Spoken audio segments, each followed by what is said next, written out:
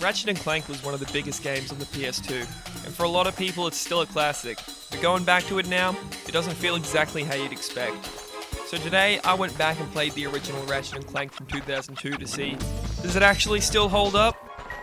The first thing you'll notice is how simple everything feels. Movement is a bit slower, but still very precise, and while it's definitely not as smooth as Ratchet and Clank 2 or 3, it's more focused on fitting the platformer gameplay of the original. Despite that, at the same time there's something really clean about the repetition of landing on a planet, buying the next gun, and exploring what each new world offers. No tutorials every 2 seconds, no constant interruptions, just move into the beat. Before I even talk about the gameplay, I have to quickly put a spotlight on this game's soundtrack. Whoever decided to put jungle and drum and bass type tracks is a genius. It fits the sci-fi atmosphere insanely well. Every level starts with a big view of the stage in front of you and a new banger to listen to for 20 minutes or so. Seriously, I wouldn't still have these levels still ingrained in my brain like 20 years later if it wasn't for the music from each of those levels doing most of the heavy lifting. Also the sound effects. Go watch this video on YouTube right now, like this'll explain it better than I ever could. This is where the game really stands out, the weapons. Even really early on, the weapons are fun to use. They all feel different, they're massively creative, and they actually change how you approach fights. Almost every new gun unlocked becomes available on a planet tailored exactly for it. Like getting the blaster on Metropolis where a lot of long-range enemies are introduced, or getting the Devastator on Battaglia where there's literal tanks. Even then the combat isn't perfect. One of the biggest things is the lack of proper strafing in most of the game, which makes fighting enemies feel a bit jank compared to later games in the series. You kinda have to jump around and reposition more than you would in any other Ratchet and Clank. Still though, once you get used to it, it becomes part of the rhythm. A lot of parts of this game have actually aged really well.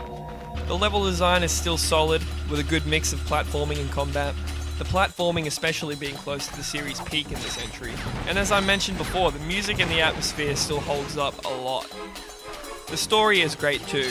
It satirizes corporations and consumerism in a subversive way long before it seemed like every game and TV show was using it as a selling point.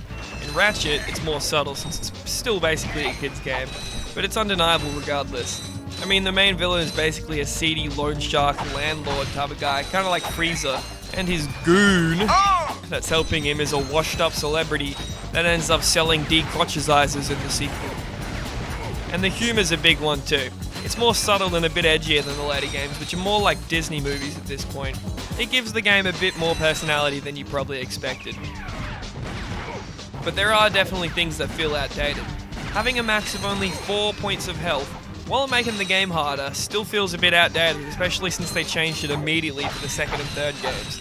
The lack of strafing for most of the game is probably the biggest issue, especially if you're used to any newer Ratchet and Clank games. It's not at all unplayable, but it takes a bit of adjusting. So, does Ratchet and Clank still hold up in 2026?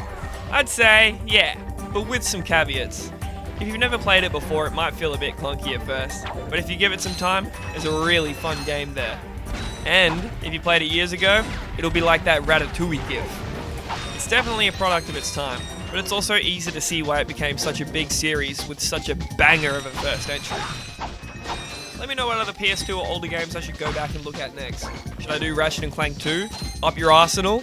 Leave your thoughts below and remember... So long, Bowser! Okay, Pete here is going to try to hit that target with the Devastator, a rocket launcher designed for Ratchet and Clank.